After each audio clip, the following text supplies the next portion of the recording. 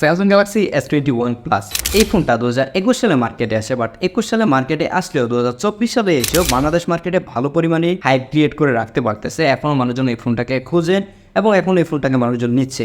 তাই বলে এই ফোনটাকে আমিও গত এক সপ্তাহ ধরে ব্যবহার করতেছি। ব্যবহার করে দেখলাম যে এটা কী অবস্থায়, মানুষ এই ফোনটাকে এখনও কেন এত খুঁজতেছে। কারণ এই ফোনটাতে নানান ধরনের প্রবলেম রয়েছে, তার মধ্যে অন্যতম যে প্রবলেমটা রয়েছে সেইটা হচ্ছে যে এই S21 প্লাস যে ফোনটা রয়েছে সেটাতে প্রচুর পরিমাণে গ্রিন লাইন পড়ে যায়, পিঙ্ক লাইন পড়ে যায়, হোয়াইট লাইন পড়ে যায়। এ ধরনের নানান প্রবলেম কিন্তু এই ফোনটাতে রয়েছে। যেহেতু ফোনের ডিসপ্লেতেই প্রবলেম হয়, তো সে জায়গায় অন্যান্য বিষয়ের দিকে আপনি পরে থাকান, আগে ডিসপ্লের দিকে তাকান। এই ডিভাইসটা দিয়ে আজকে ভিডিওটা বানাতে সাহায্য করার জন্য এমকে মোবাইল পয়েন্টকে অসংখ্য ধন্যবাদ। আপনি যদি এই ধরনের ইউজড স্যামসাং, পিক্সেল কিংবা আইফোন কিনতে চান তাহলে এমকে মোবাইল পয়েন্টে যোগাযোগ করতে পারেন। তাদের কাছে ইউজ ফোনের পাশাপাশি নতুন সকল ডিভাইস রয়েছে, তাদের সকল কিছু লিঙ্ক থাকছে ডেসক্রিপশন বক্সে। যেহেতু এই ফোনটা শেষের মডেলের নামের মধ্যে 1 প্লাস লেখা রয়েছে, তার মানে বুঝতেই পারতেছেন যে এটাতে গ্রিন লাইট পড়বে না। এটা জাস্ট ফান করলাম। তাছাড়া এই ফোনের ডিসপ্লে থেকে শুরু করে সব কিছুই ব্যবহার করে যেটা বুঝলাম, আসলে এই ফোনটা এখন 30 থেকে 35,000 টাকা এরকম প্রাইস রেঞ্জে পাওয়া যাচ্ছে।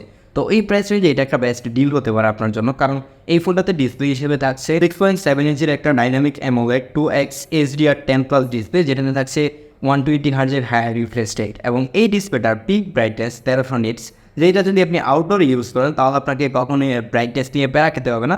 যদি কিনা স্যামসাংয়ের ডিসপ্লে নিয়ে কথা বলতে খুব একটা ইচ্ছে করে না, কারণ ওদের ডিসপ্লেগুলো সবসময় টপনস হয়ে থাকে। এই 6.7 ইঞ্চির ডিসপ্লেটা দিয়ে যদি আপনি মুভি দেখেন কিংবা ইউটিউব, ফেসবুকে আপনি স্ক্রল করেন, তারপরে আপনি এটার ফিলটা করতে পারবেন। তার পাশাপাশি যেহেতু এটাতে 120 হার্জের হায়ার রিফ্রেশ রেট থাকছে, তো সব কিছু মিলে ডিসপ্লেটা ছিল একদমই অসাধারণ।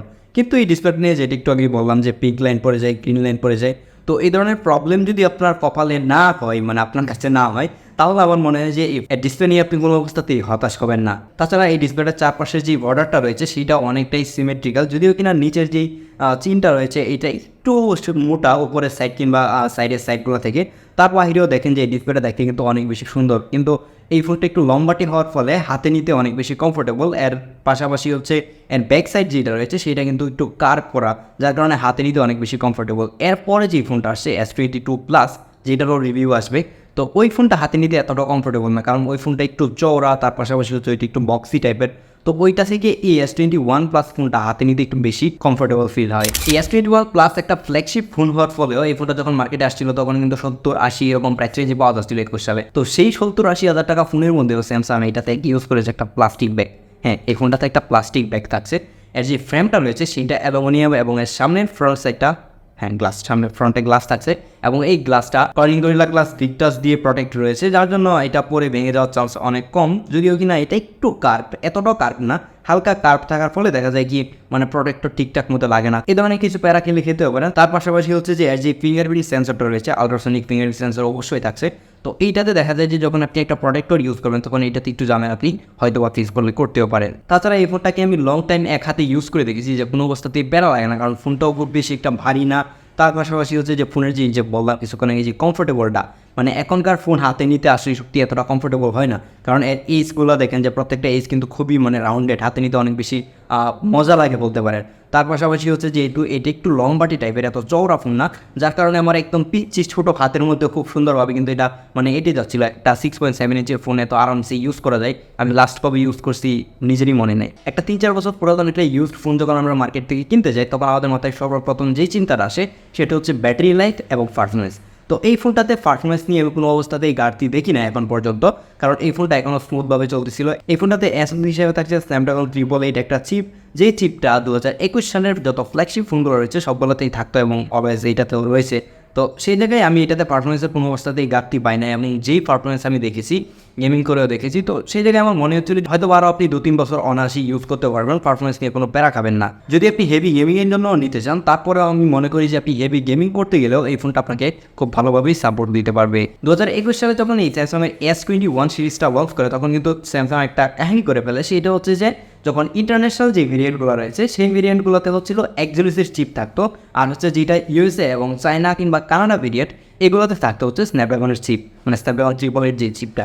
তাছাড়া ইন্টারন্যাশনালি থাকতো কিন্তু Exynos 2100 যে 5 ন্যানোমিটারের চিপটা রয়েছে সেটা কিন্তু আমরা ইন্টারন্যাশনালি পেতাম। যদিও কিনা লাকিলি আমার হাতে যে ফোনটা রয়েছে এইটা হচ্ছে একটা স্ন্যাপড্রাগন ফোন, দেখতেই পারতেছেন যে এটা হচ্ছে একটা স্ন্যাপড্রাগন ভেরিয়েন্ট। তো স্ন্যাপড্রাগন ভেরিয়েন্ট আপনি অবশ্যই খুঁজে নেওয়ার চেষ্টা করবেন, কারণ স্ন্যাপড্রাগন ভেরিয়েন্ট নিলে আপনি পারফরমেন্স ভালো পাবেন ইমেজ কোয়ালিটি ভালো পাবেন, ব্যাটারি ব্যাকআপ ভালো পাবেন। ওভারঅল যদি সব চিন্তা করতে চান আমিও আপনাকে অবশ্যই সাজেস্ট করবো যে 1-2 হাজার টাকা যদি এদিক সেদিক হয় তারপরে আপনি এই স্ন্যাপড্রাগনটাই নেন। এই S21 প্লাস ফোনটার ডিসপ্লে থেকে শুরু করে পারফরমেন্স, ক্যামেরা সব কিছুই ছিল অসাধারণ। এই ফোনটার ব্যাকসাইডে দেখতে পাচ্ছেন যে 3টা ক্যামেরা রয়েছে এবং এর প্রাইমারি লেন্সটা 12 মেগাপিক্সেলের, যেটার অ্যাপারচার f1.8 এবং এটা 26 মিলিমিটার একটা লেন্স। তার পাশে একটা 64 মেগাপিক্সেলের টেলিফোটো লেন্স থাকছে যেটার অ্যাপারচার f2.0 এবং এইটা 29 মিলিমিটার একটা লেন্স। এখন একটু আপনার অবাক হচ্ছে যে এর মেইন লেন্সটা হচ্ছে 12 মেগাপিক্সেলের এবং ওইটা 26 মিলিমিটার, এবং টেলিফোটো যে লেন্সটা রয়েছে এইটা আবার 64 মেগাপিক্সেলের, তাও আবার হচ্ছে 29 মিলিমিটার। এটা কিভাবে কাজ করে? যদি আপনি এই ফোনটা কিনেন কিংবা আপনি দোকানে গিয়ে দেখতে চান তাহলে দেখতে পারবেন, যদি ক্যামেরাতে যান এই যে দেখতে পারবেন যে 1x 3x রয়েছে। তো এই জায়গায় কিন্তু 3x আপনি অপটিক্যালি জুম হয়, এটা আপনারা হয়তো অনেকেই ভুল বুঝতে পারেন যে এতে একটা এক্সট্রা যেহেতু টেলিফোটো লেন্স রয়েছে তার মানে এটা অপটিক্যালি হয়তো আপনাকে 3x জুম দিচ্ছে। বিষয়টা কিন্তু একদমই এরকম না। তো এই জায়গায় কিন্তু কাহিনিটা আপনারা দেখতে পাচ্ছেন যে এটাতে কিন্তু 64 মেগাপিক্সেলের একটা লেন্স ইউজ করা হয়েছে। এই লেন্স দিয়ে অপটিক্যালি জুম হয় কিন্তু 1.1x পর্যন্ত অপটিক্যালি জুম হয় এবং বাকিটা কিন্তু ডিজিটালি জুম করে। মেগাপিক্সেল যেহেতু বড় এটাকে ক্রপ করে 3x করা হয়, যেটার কারণে কিন্তু আমরা 3x এর যে ফিটটা সেটা পাই। বাট ডিটেলের কথা যদি চিন্তা করি তাহলে অন্যান্য 3x যেভাবে কাজ করে এটা কিন্তু এইভাবে কাজ করে না, এত বেশি ডিটেল থাকে না। হয়তো আপনি এই স্যাম্পলগুলো দেখে বুঝতে পারতেছেন, যদিও কিনা এটা অনেক বেশি ইউজফুল ছিল, একদম ইউজলেস যে বিষয়টা এরকম না। 64 মেগাপিক্সেল হওয়ার পরে দেখা গেছে যে ক্রপ করলে ডিটেল কিন্তু মোটামুটি ভালোভাবেই ধরে রাখতে পারে। বাট লো লাইটে গেলে কিন্তু কাহিনিটি একটু ঘুরে যায়, লো লাইটে অনেক বেশি নয়েজ এবং গ্রেন চলে আসে। তাছাড়াও আমি দেখলাম যে মাঝে মাঝে দিনের বেলা কিন্তু খুব বেশি একটা ডিটেল রাখতে পারতেছে না, এরকম টুকটাক কিছু প্রবলেম হচ্ছিল। তাছাড়া আমার কাছে ওভারঅল ভালোই মনে হয়েছে।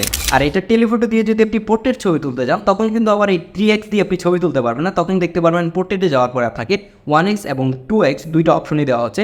যদিও কিনা এই 2x যেটা রয়েছে সেটা অবশ্যই এস যে টেলিফোটো লেন্সটা সেইটা ইউজ করেই তোলে, কিন্তু অন্যান্য ফোন দেখা যায় যে অনেক সময় মেইন লেন্সটাকে জাস্ট স্ক্রপ করে 2x করে ফেলে। এটার মধ্যে এরকম কোনো কিছু করে না। এর যে এক্সট্রা লেন্সটা রয়েছে 1.1x এটাকে ডিজিটালি একটু জুম করে 2x করে পোর্ট্রেট তোলা হয়। এর পোর্ট্রেট পিকচার কোয়ালিটিগুলো খুবই ভালো ছিল। তার পাশাপাশি একটা 12 মেগাপিক্সেলের আল্ট্রাওয়াইড লেন্সও থাকছে, যেটা অ্যাপারচার f1.2 এবং এটা 30 মিলিমিটারের একটা লেন্স এবং এইটাও অনেক ওয়াইড একটা ভিউ দিয়ে ছবি তুলতে পারে, যেই ছবির পিকচার কোয়ালিটিগুলো অনেক ভালো ছিল। বাট লো লাইটে গেলে দেখা যায় যে অন্যান্য আল্ট্রাওয়াইড ক্যামেরার মতো এটাতে একটু নয়েজ এবং গ্রেন চলে আসে।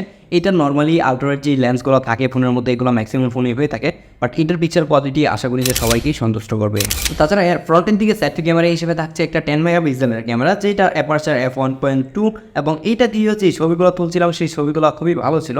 কেন একটু ডিটেল আমার কাছে কম মনে হচ্ছিল, ডিজিটালি শার্পও করতেছে না আবার ডিটেল খুব বেশি একটু থাকতেছে না। তো কিছু এরকম অনেক প্রবলেম খুঁজে পেলাম, যেরকম অ্যাকাউন্টার যে ফোনগুলো রয়েছে কিংবা পিক্সেলের কথা বলেন এগুলো দেখা যায় যে প্রসেস করে একদম অনেক বেশি ডিজিটালি শার্প করা ট্রাই করে, বাট এই ফোনটা কেন জানি এত বেশি ডিজিটালি শার্প করতেছিল না। হ্যাঁ, যখন আপনি ছবি তুলবেন তখন দেখতে পারবেন প্রসেস করে একটু অন্যরকম করে প্রসেস করে, বাট ডিজিটালি শার্প করতে পারতেছিল না। কেমন জানি একটু নয়েজগুলো দেখা যাচ্ছিলো কিংবা এতে যে গ্রেইনগুলো হয় সেগুলো কেন জানি একটু চোখে পড়তেছিল। তো এর ফ্রন্ট ক্যামেরাটা আমার কাছে এরকম মনে হয়েছে। তাছাড়া এর পোর্ট্রেটগুলো কিন্তু ভালো ছিল। আর এটা হচ্ছে S22 প্লাসের ফ্রন্ট ক্যামেরার ভিডিও, এবং ফ্রন্ট ক্যামেরার ভিডিও কীরকম আসে এর ভিডিওটাও সেম S22 এর মতোই দেখা যাচ্ছে যে অনেক বেশি ক্রপ করে ফেলতেছে। তো ডাইনামিক রেঞ্জ আমার কাছে মনে হচ্ছে যে অনেক ভালো রাখতে পারতেছে, এবং নর্মালি এই বাজেটে যদি একটা ফোন কিনে থাকেন তাহলে এত ভালো ডাইনামিক রেঞ্জ আসলে নর্মালি দেখি যে অন্য ফোনে রাখতে পারে না। বাট এটার ভিডিও কোয়ালিটি ফ্রন্ট ক্যামেরাটা আমার কাছে পার্সোনালি অনেক ভালো লাগতেছে। আশা করি যে আপনাদের কাছেও ভালো লাগার কথা। ডিটেল বলেন আর শার্পনেস বলেন সব কিছুই কিন্তু অনেক ভালো ছিল। এটা হচ্ছে এর ফ্রন্ট ক্যামেরা সিনেমেটিক ভিডিও, মানে পোর্ট্রেট ভিডিও যেটা, এবং পোর্ট্রেট ব্লার কতটুকু ভালো করতে পারতেছে সেটা আশা করি বুঝতে পারতেছেন। আর এখন যে ভিডিওটা দেখতে পাচ্ছেন এটা হচ্ছে S21 প্লাসের পোর্ট্রেট ভিডিও। পোর্ট্রেট ভিডিওটা কিন্তু ফুল এইচডিতে রেকর্ড করা হচ্ছে এবং এটাতে কিন্তু তাছাড়া এটা এজ ডিটেক্ট কতটুকু ভালো করতে পারতেছে সেটাও আশা করি বোঝা যাচ্ছে। বেশিরভাগ মানুষই দেখা যায় যে S21 রেখে S21 প্লাস যে ফোনটা রয়েছে এই ফোনটা নেওয়ার অন্যতম একটা রিজন হয়ে থাকে হচ্ছে এটার বড় ডিসপ্লে এবং এটা থাকে একটু বড় ব্যাটারি। হ্যাঁ, আপনি S21 থেকে S21 প্লাসের ব্যাটারি ব্যাকআপ অনেকটাই বেশি পাবেন, একদম আহামরি অনেক বেশি পাবেন যে বিষয়টা এরকম না, কারণ ওইটা থেকে যেহেতু ব্যাটারি বড় হয়েছে সেই সাথে সাথে কিন্তু এর ডিসপ্লেটাও বড় হয়েছে। এই বিষয়টা আপনাকে মাথায় রাখতে হবে। মানুষজন চিন্তা করে যে S21 নেওয়া থেকে S21 প্লাস দিয়ে যেহেতু ব্যাটারি বড় অনেক বেশি ব্যাটারি ব্যাকআপ পাবেন, বিষয়টা এমন না। ওইটার ডিসপ্লে হচ্ছে 6.1 ইঞ্চি এবং এইটার ডিসপ্লে 6.7 ইঞ্চি। সেই থেকে যদি আপনার ব্যাটারি বড় হয় তাহলে ব্যাটারি ব্যাকআপ আহামরি বেশি আপনি পাবেন না। এই ফোনটা দিয়ে আমি স্ক্রিন অন টাইম অ্যাভারেজে 5 ঘন্টা 5.5 ঘন্টা এরকম পাচ্ছিলাম। তার পাশাপাশি এইটাতে আমি কিছু প্রবলেম খুঁজে পেয়েছি, যেরকম দেখেন যে এইটার ব্যাকশেড কেমন যেন খুলে যাচ্ছে। তো এই ব্যাকশেড খুলে যাওয়ার অভ্যাসটা স্যামসাংয়ের অনেক দিনের, যদিও কিনা S22 থেকে তারা এটা ফিক্সড করেছে। S22 এর আগে যে ফোনগুলো রয়েছিল S10, S10 প্লাস, নোট 10 এই ফোনগুলো কিন্তু অটোমেটিকলি এর ব্যাকশেড খুলে যাচ্ছিলো। তো এই ফোনটা জাস্ট এই ফোনটাকে দোষ দিয়ে লাভ নাই, এই ডিভাইসটাকে দোষ দিয়ে লাভ নাই। কারণ এরকম প্রবলেম স্যামসাংয়ের আগের প্রত্যেকটা ফোনেই ছিল। যদি আপনি কিনতে চান এই ফোনগুলো তাহলে এইগুলো একটু দেখে নেবেন, এবং আপনি যতই দেখে নেন হয়তো বা 6 মাস পরে আপনার এটা খুলে যেতেই পারে, আপনাকে হয়তো বা নতুন করে আবার লাগিয়ে নেওয়া লাগতে পারে। এই ফোনটাতে 4800 mAh একটা ব্যাটারি থাকছে, যেই ব্যাটারিটাকে চার্জ করতে পারবেন আপনি সর্বোচ্চ 25 ওয়াটের চার্জার দিয়ে, এবং এইটা চার্জ হতেও মোটামুটি টাইম লাগতেছিল 1.5 ঘন্টার মতো অ্যাভারেজ টাইম লাগতেছিল। 1.5 ঘন্টা যদি আপনি চার্জ দেন তাহলে ফুল চার্জ হয়ে যাবে, এবং এটাকে আপনি যদি প্রাইমারি ডিভাইস হিসেবে ইউজ করেন, হ্যাঁ এই ধরনের ডিভাইসগুলো নর্মালি সবাই প্রাইমারি ডিভাইস হিসেবে ইউজ করে, তো এটাকে প্রাইমারি ডিভাইস হিসেবে ইউজ করলে আপনার 10 to 9 দিন চলে যাবে অনায়াসেই, ব্যাটারি ব্যাকআপ নিয়ে খুব বেশি একটা প্যারা খাওয়া লাগবে না। এখন ভিডিও শেষ পর্যায়ে এসে যদি আপনি আমাকে জিজ্ঞেস করেন যে S21 প্লাস এই ফোনটা 30 থেকে 35,000 টাকা প্রাইস রেঞ্জে নেওয়া উচিত হবে কিনা, নাকি অন্যান্য ডিভাইস দেখবেন, তো আমার কাছে পার্সোনালি এই ফোনটা সত্যি বলতে প্রথম থেকে বলতেছিলাম যে খুবই ভালো লাগতেছিল, খুবই হ্যান্ডি একটা ফোন ছিল। আপনি যদি জাস্ট ডিসপ্লে যে প্রবলেমটা রয়েছে বলতেছিলাম যে গ্রিন লাইন পড়ে যাওয়া কিংবা পিঙ্ক লাইট, এই রিস্কটা নিয়ে যদি আপনি এই ফোনটা নিতে চান তাহলে আপনি অনায়াসেই নিতে পারেন। এই ফোনের ক্যামেরা থেকে শুরু করে পারফরমেন্স, ব্যাটারি ব্যাকআপ, ডিসপ্লে সব কিছুই খুবই ভালো ছিল, কিন্তু এই যে ভালো ডিসপ্লেটার মধ্যে যে গ্রিন লাইট পড়ে যাবে এইটা হয়তো অনেকেই মেনে নিতে পারবে না। তো এই প্রবলেমগুলো ছাড়া এই ফোনটা ওভারঅল সব কিছুই কিন্তু ভালো ছিল। তো আপনি যদি S21 কেনার কথা চিন্তা করেই থাকেন তাহলে আপনি নিতে পারেন, জাস্ট ডিসপ্লের বিষয়টা মাথায় রাখবেন। তো দেখা হচ্ছে পরবর্তী ভিডিওতে, সেই পর্যন্ত ভালো থাকবেন, সুস্থ থাকবেন, আল্লাহ হাফেজ।